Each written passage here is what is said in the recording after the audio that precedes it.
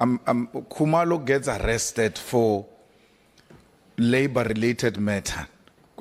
And then there are these people who have been eating chickens and eating food of prisoners and blessed with Austin Martins and all of that. A person is accused of irregular appointment, and that becomes a big issue when we've got this other.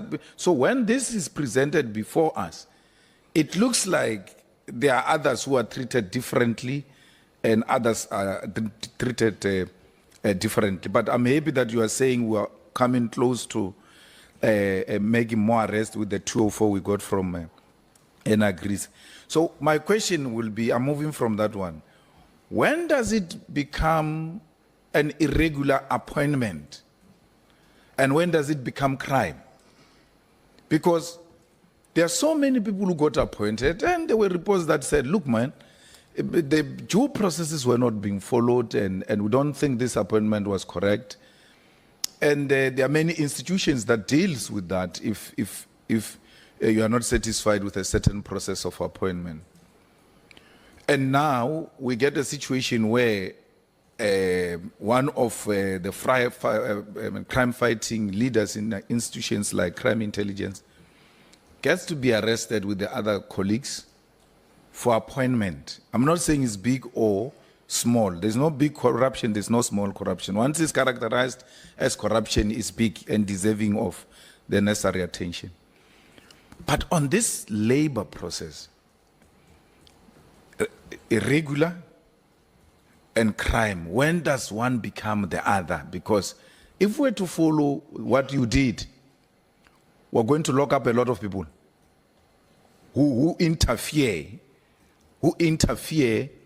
with appointment of people. I'll tell you, for instance, now, in Johannesburg municipality, a CM was supposed to be appointed. He passes an interview. No, he first gets it shortlisted. He passes an interview. He passes the test that they go through after the interview, competency, whatever test. And political leaders who are outside government go and sit down and say, no, don't appoint this person. So we're subjected to those kind of things that politicians and other people can just do as they wish, but they never get arrested. Here is an arrest on a person that made a wrong appointment and didn't follow procedure or anything of that sort. When does it become irregular? When does it become a crime? So, Honourable Member, we looked at the institution, the position of the accused, and the influence they had in order to circumvent and manipulate the processes. It was different because this is an environment that is charged with upholding, which is part of law enforcement. And there was an active gratification to a person who should never have gotten the job, and they manipulated the processes as we've set out on pages 7 to 9 of the charge sheet.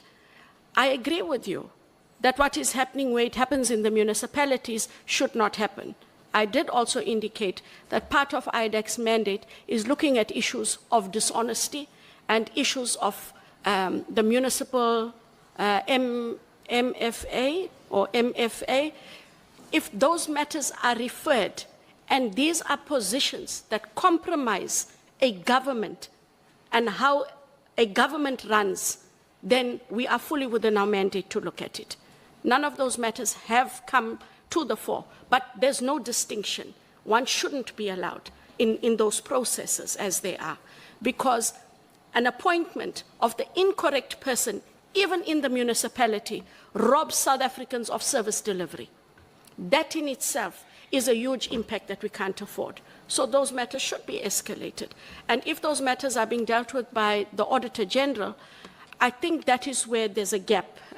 We have had this conversation, Honourable Malema, I know you don't want long answers, but we had this conversation with the Auditor General to say, we have to find a way where you make certain findings, especially those irregularities and wasted and unauthorized expenditure, non-service delivery because of the misuse of funds in municipalities.